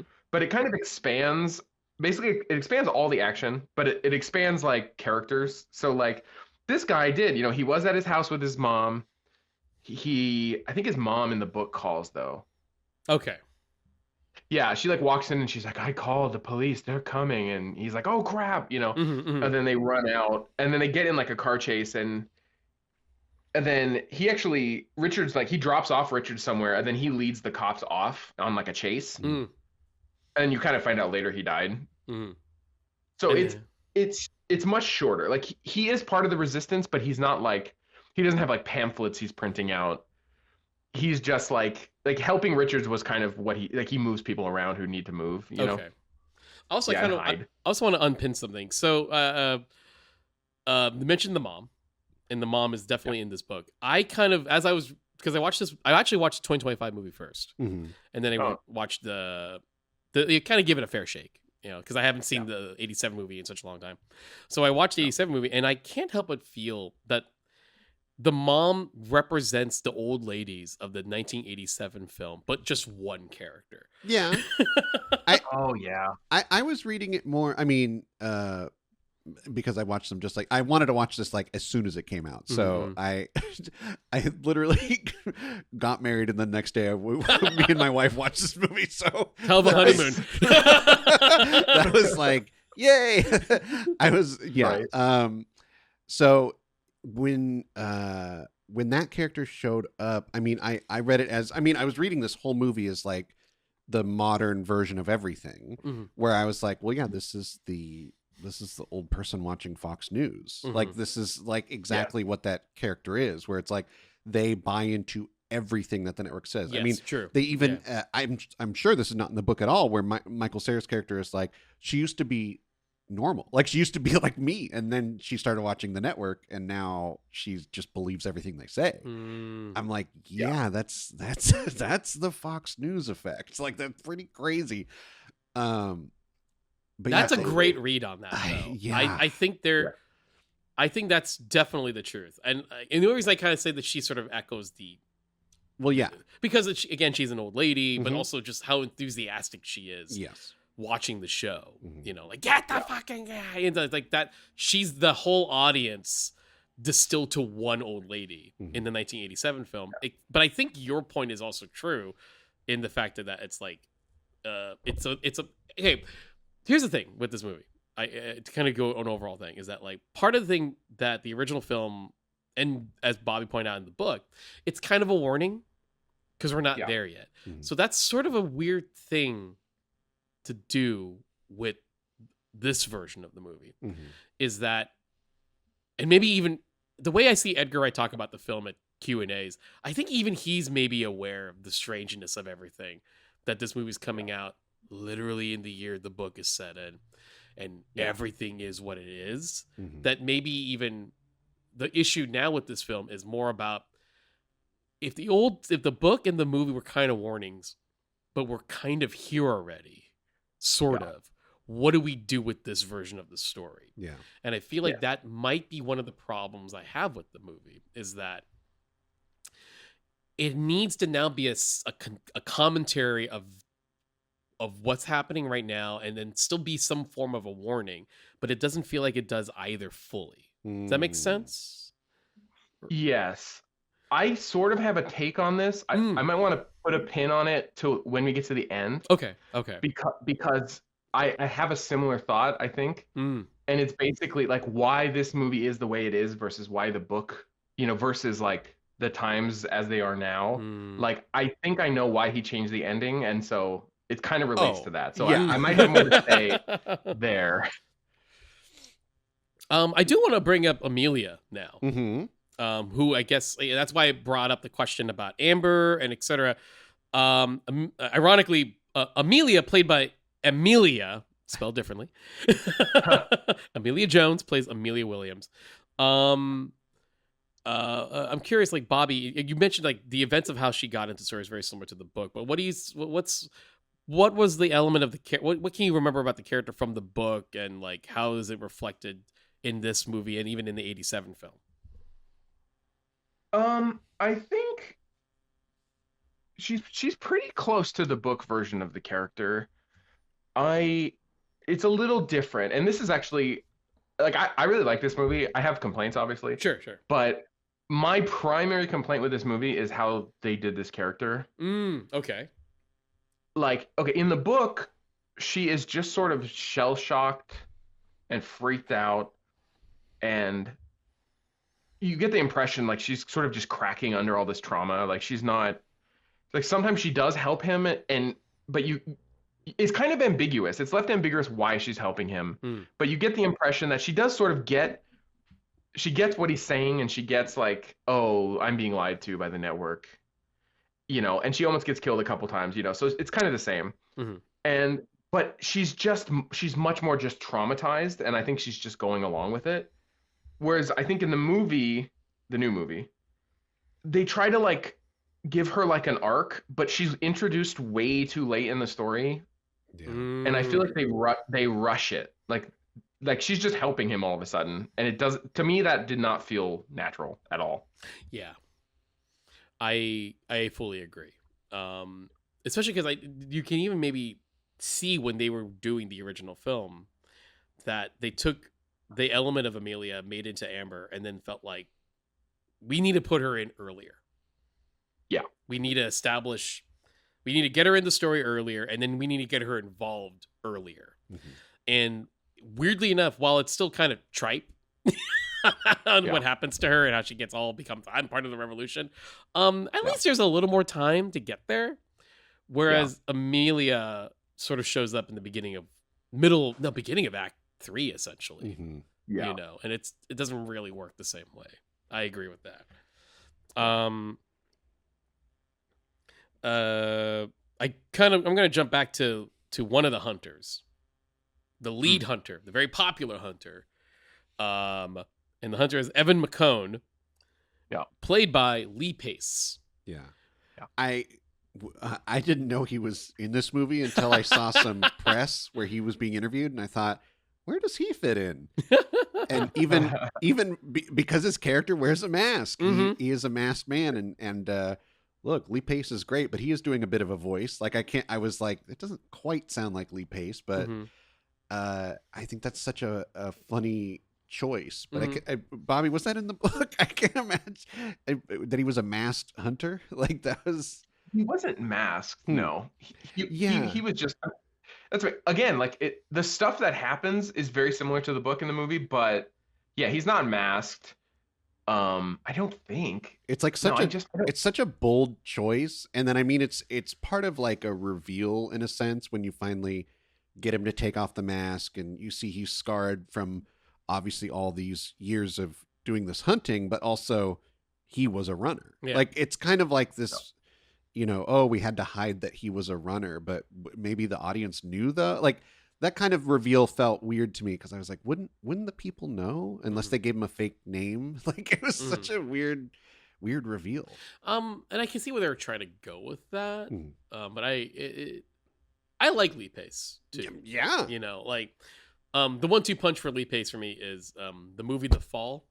Oh yeah, and Pushing Daisies, and I'm like, no, whatever that guy does, I'll support him to the end. You know, and when once he's unmasked and they're on the plane, I believed he was angry. You know what I mean? Like that's like Glenn Powell had to do like a big I broke the computer screen to make you believe he was angry, but it's like Lee Pace he had the simmering intensity of anger where I'm like, yeah, this is where it's at. It's a shame if you grabbed Lee Pace 10 years ago.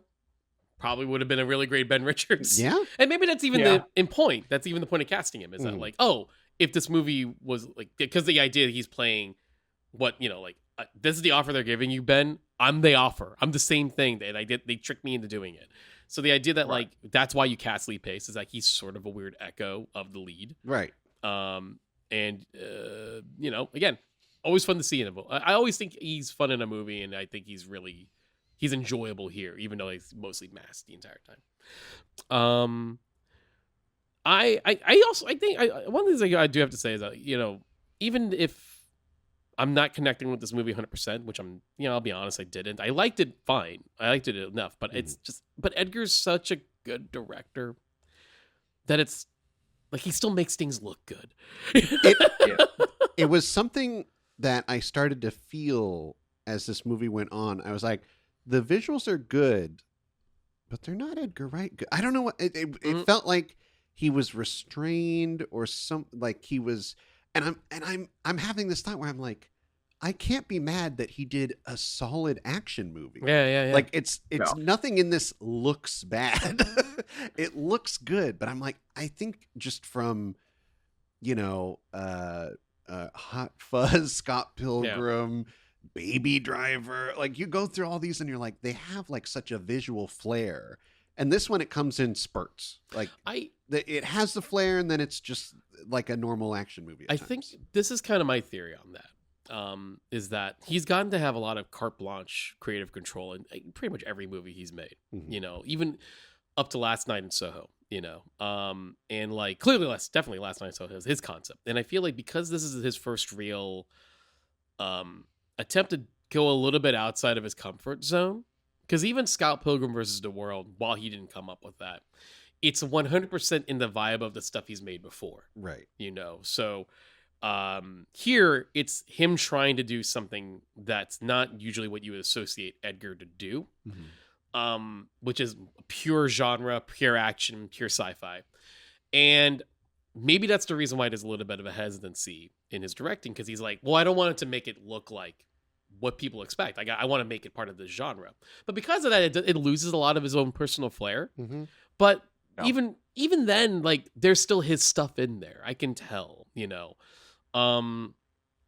certain cuts and beats, even like choreography of Glenn walking a street is still like, that's an Edgar Wrighty thing. That's an Edgar Wrighty thing for sure. The bits in the trailer that cracks me up, I like, is where he's wearing the mustache and the hat, but then the back is the photo of Ben, but he happens to like look right when the photo's showing. Yeah.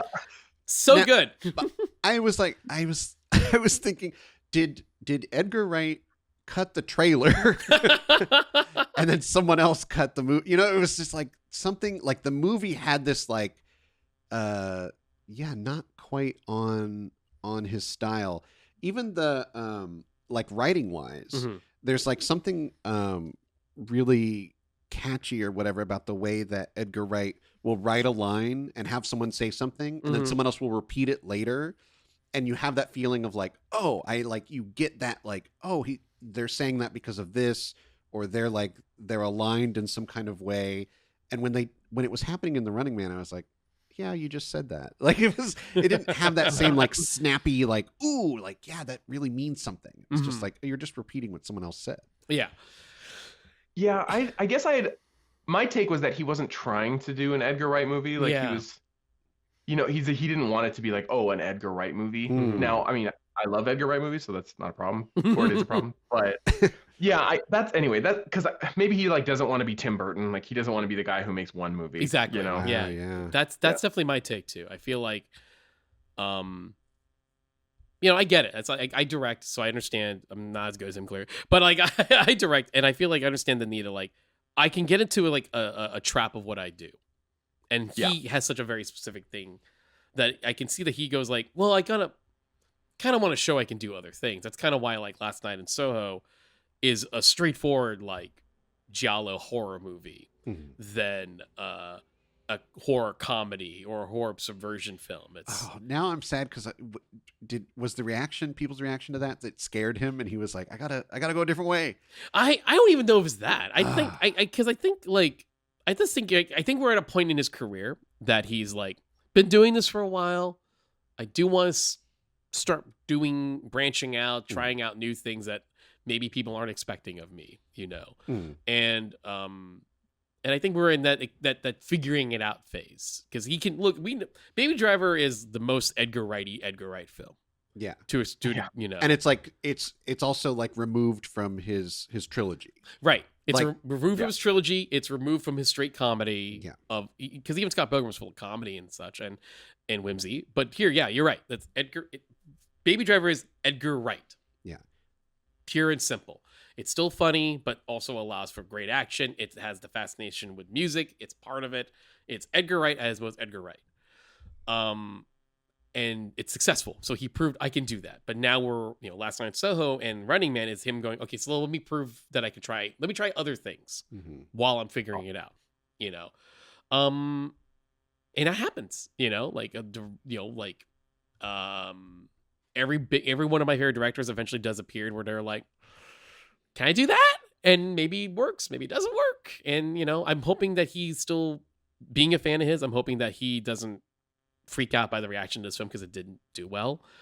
That he's going to revert back to safety and try to do like, okay, here's me doing a comedy. And no, I don't want you to do that either. Just follow what works for you. I think, and I saw a clip recently where Simon Pegg was like, he's like, yeah, I'm open. Like, I want to, like, let's write another thing. Like, someone asked him a question about it. And I'm like, I would like to see that too. But if he goes back to it just out of like a safety feel, it'd be like, oh, okay, you can do more. We believe. I actually was thinking about that because I saw them together on the red carpet, him, Nick, and Simon. And like, I was like, there was a part of me went, is it time to get the band back together? Wow. But at the same time, I'm with you, Andrew, that like, well, don't do it because you feel like you fucked up and you need to do something safety. It's like, do it if all three of you have something that you actually are ready to do, but because I would love for them to come back and do something together, of course. But I I would want it to be for the right reasons and not because this movie failed. My other dream would be he does a lot more writing, and other directors,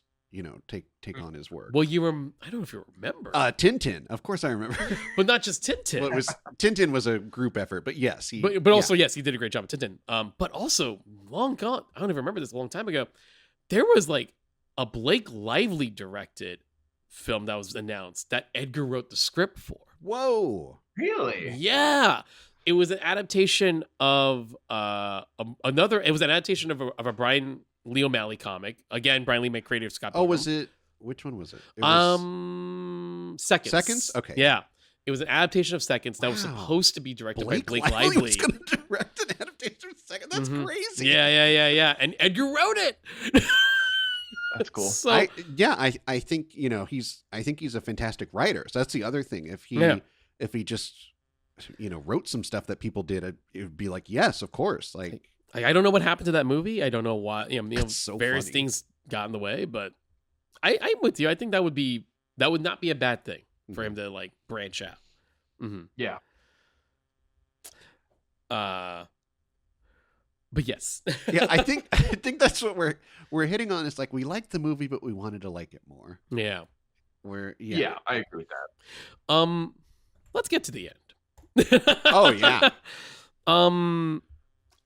So I have a sinking suspicion, Bobby, that the ending of this movie is also not the ending of the book.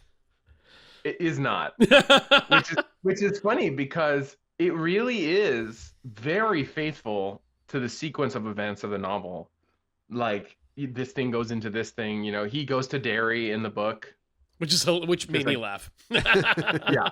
It's so great. There's one moment, I don't know if you noticed it, when he's in Derry, he's like dressed as the priest or whatever. Mm-hmm. And he's standing in front of like a diner. Mm.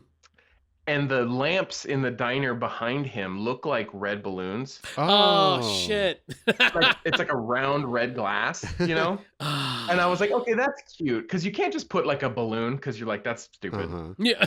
But it was a nice little Pennywise hint. It's just without.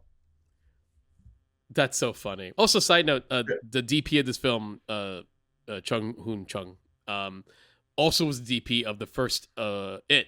Oh, It Chapter 1. how funny. So, boom. Yeah. But okay, go ahead. Yeah. There's also a cafe in Derry. This is another Easter egg thing I noticed. Mhm. It was Tabitha's Cafe, Mhm. which is Stephen King's wife is named Tabitha. Right. Oh, I like that. But okay, so back to the end, like you're asking. So that it is so faithful to the book, and then takes a hard left turn at the end, and is a completely different ending. Mm-hmm. It gives like the Hollywood ending. Like It gives you the Hollywood ending. Yeah. Yes. Mm. This is the one thing of, I don't remember anything about the Running Man book, but I remember the ending because it's so like powerful and stark and like weird. It's like, Yeah. The like the true ending of the book is that he does crash the plane into the building. Yeah. Like it's so and yeah, but I think you were hinting at they can't do that today. Like that's just not going to fly. Yeah, I mean, yeah, you can't have the hero crash the plane into the building, and that's like the sort of sad catharsis. But that can't be the end of a movie. Not now. But I do think, and this kind of leads to what I was mentioning earlier. The whole movie, like I said, it's similar in sequence, but the tone is much brighter, and there's much more like, oh, there is a resistance that's like active, and they're doing things, and obviously the ending is he lives and he doesn't do that, and at first I was like, well, God, they just did the Hollywood ending. Like that was my first thought, and I think that's true to some extent. Mm-hmm. But I think also, and this goes back to what we were saying earlier, when The Running Man came out, it was a warning, the book, just like we said. Mm-hmm. So when you're telling that kind of story, you can have it be a downer because that's part of the warning. Right. Is that Right. like, oh God, we can't let this happen, this awful thing. We can't let it become this.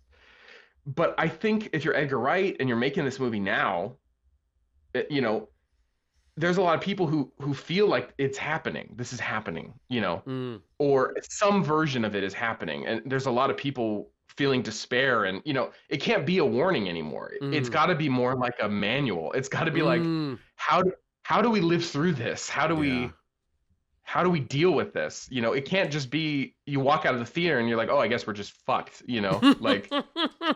And so I think that's, in my opinion, why maybe they changed it, was to be like, we have to end this on some hope. Like, we can't just kick people in the nuts and then run away, That is so fascinating, because that it reminds me of my my whole thing about the film Don't Look Up. In Don't Look Up, the whole premise is that an asteroid's going to hit Earth and destroy it, so they warn everyone, and then the government and a tech company basically come together and decide it's actually a good thing if we let the comet hit Earth. Tell everyone not to worry about it. And it becomes like this whole like idea of fake news. Like, it gets into everything that is going on right now. Yeah. And the way that movie ends is such a downer. And it feels like they do that ending because it feels like, oh, that's reality. But in doing that, they don't Bobby, what you're saying about this movie, where this movie's like, here's how you resist. Here's how we can make it out.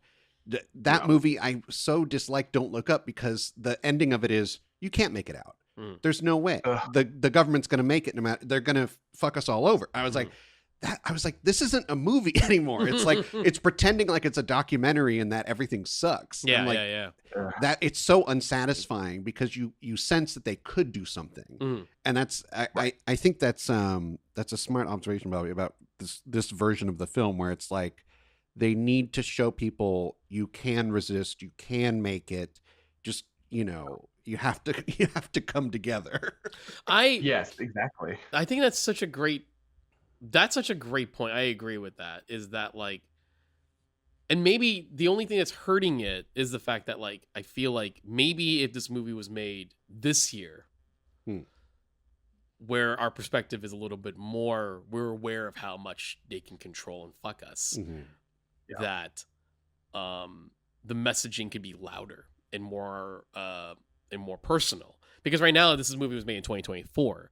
So, like, a lot of it is speculative of the type of shit that, this movie's talking about. And then, we're living in 2025 and we've, so I feel like that's such a good point, especially now that's the kind of messaging we do need right now. And maybe if we had the year that we had, that the writers and Edgar could have found more ways to reflect on that. No, resistance resisting the bullshit is the answer. You just have to, go through it. But you can do it. You can pull through, but you have to go through the bullshit. And the movie just was made a smidge too early to reflect on that. That's why some of it is not connecting with us. That's where we're kind of like, oh, why are we not feeling that? Why are we not feeling that? And maybe the problem is it was made in the period that it just wasn't there yet. Because we didn't get the ending of 2024 that we thought we did. And so, and maybe the original ending, I've heard a story that like Stephen D. D'Souza actually commented on the Running Man remake. And he said that like, oh, really? Yeah. He said that like, I read a version of the script that I thought was great. And I thought the ending was great. And then I didn't see what the final film, but I heard that they changed the ending. And the ending just doesn't connect in the way. So I guess, strike two, as we didn't get it yet. And because he knew they had to change the ending for a Hollywood ending. And so he figured, oh, well, Edgar and Michael are going to probably do the actual book ending. And then he heard that they didn't. So he was like, all right, never fucking mind, I guess. But I think you have a point about that ending being what, the ending that it has to be now. And the only thing it's unfortunate is that like the rest of it doesn't build up to it as strongly as it could have, Yeah. And again, it's like, Edgar is good. So the thing that gets me is like, oh, I like the smartness of realizing, hunt him down in the music, hunt him down becomes Richard lives. Richard, like, oh, that's kind of cool. I wish I loved the character more, and I wish I loved the movie more, but that's smart. That's the smart filmmaking part, right? It's like, like, what if the chant is da da da, but then we use that same beat to reflect a different message, Yeah. Even the ending, the big ending. I actually kind of like the weird YouTube-y like conspiracy video thing.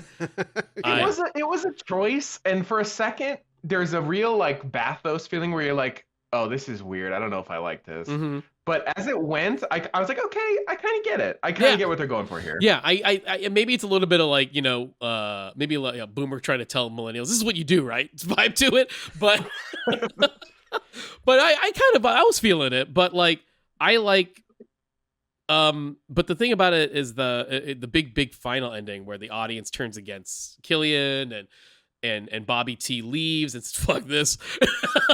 Yeah. I do love that he just pieces out. Yeah, he pieces out. He's like, nope, not worth it, dude. They don't want me anymore, and they don't want you. So he goes out. Yep. And I will say this about the big finale with Richards is that, like, when he comes in at the end to reveal the mask, funny enough, Andrew, you misthought the wrong ending.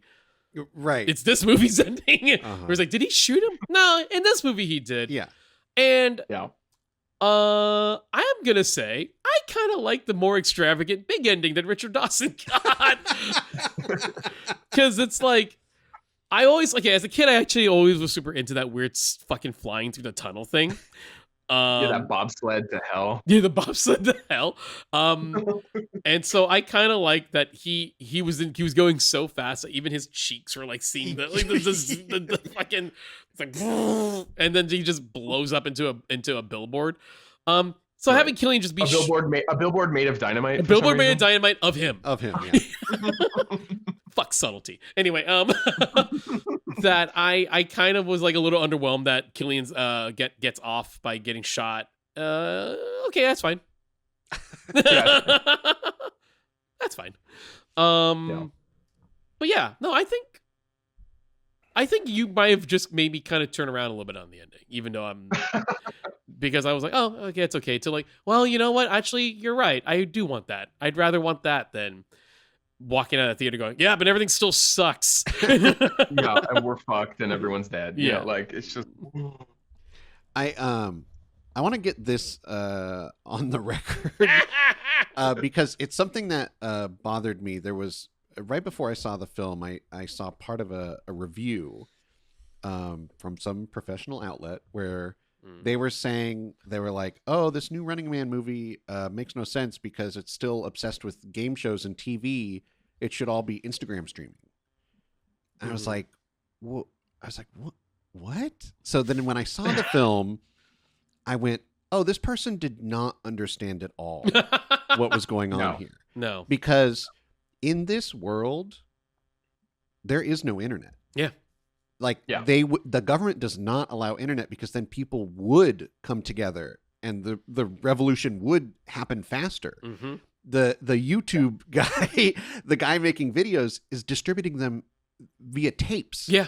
Like the Michael Cera is making zines. Mm-hmm. And it's not a joke. Like at first I was like, is this a joke? And I was like, no. This is how they distribute information. Yeah.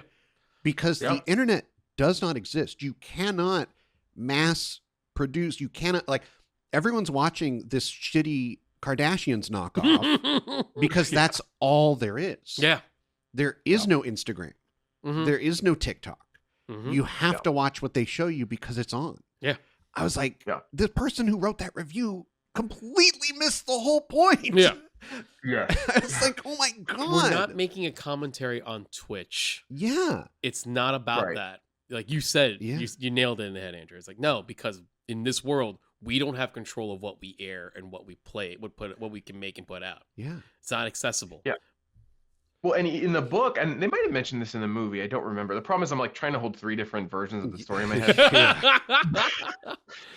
But in the books, they mention you legally have to have a TV installed that plays, the network. And like at one point in the story, they mentioned like you can turn it off, but they're thinking about making it so you can't, Well, and then even the William H. Macy character in his den of illegal things that he sells, it's old TVs. Yeah. Because they don't watch you. That's what he's like. Yeah. He's like, it's TV that doesn't watch you. I'm like, this is like, this world is a surveillance state. It is like they are, you can only watch what they let you watch. Yeah.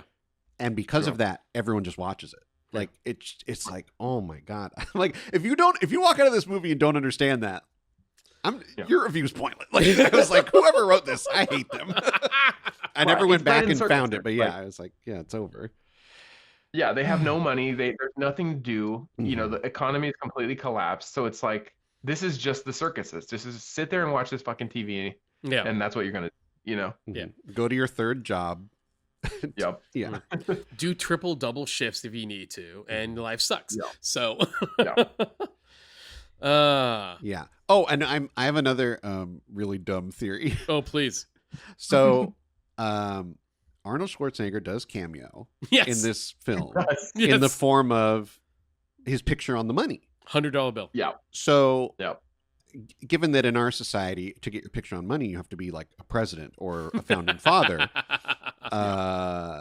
Does this mean that in this new Running Man, it's the opposite of Terminator 2?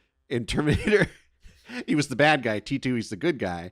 So in original Running Man, he's the hero. But in 2025 Running Man, he's like the most villainous president. Like he is like, he's made the ultimate turn. Oh man, I don't think that's off. Yeah, I do kind of love that. Also, kind of love that in two separate dystopian futures, Arnold's the president. Wait, what was it? True. Demolition Man. Oh, Demolition Man. Yeah. Oh my god, that's funny. That is really funny. Yeah. I feel like I should be insulted, but oh well. But I get to be president. I did hear Arnold loves this movie. Yeah, I heard that too. I was like, good. That's nice. He said that like, you got to do what I couldn't do, which I wanted to do, which is like travel. You got the money. You got the money. He was saying how the original was made for so cheap. He's like, if you had enough money and made it look good. Yeah. I was like, okay. I did love that they gave Arnold like a giant replica of the $100 bill. Yeah, with his face on it. Awesome. And then it's like I felt like Ed McMahon. Like I was giving him a big check, but it's Arnold Schwarzenegger. That's awesome. That is so funny. Bobby, any closing thoughts on the 2025 Running Man? Any further thoughts? Ultimately, I enjoyed it. Again, it wasn't great, but it was fun and I really enjoyed it. I would definitely watch it again the second it's at home. I really like how faithful it is to the book for the most part. Like I said, basically every action scene in the movie is not really in the book. So like when he's at the Y and he like burns it down, but before that there's like a really great fight where he's like going outside and inside and different rooms and stuff. Basically in the book he just like, he sees that they're coming, he goes to the basement, he lights it on fire, he leaves, you know. So basically every like gunfight and action scene was added, but I think it added a lot. It was really fun, you know? And so ultimately I enjoyed it. And I think at the end of the day, I had a good time, but you know, I have quibbles, pretty much the same ones that you guys have basically. You know, it's funny. I think the vibe was similar. Maybe I'll put the edge on this over the Arnold movie a little bit, but Arnold movie kind of has like a weird, it's very 80s. So I can enjoy it for that. Here I can enjoy it for being a slick and fun enough movie, but not one that you know is the best of everyone involved. So yeah. I think you distill it all down, and I think the most that I can say, and this is high praise, is that Edgar Wright is incapable of making nothing. Please rate and review Nothing New, a Remake podcast on your podcast app. You can follow us on Instagram and Twitter at NothingNewPod. You can find us on Patreon at patreon.com/nothingnnew. Nothing New, a Remake podcast, is part of the Benview Network.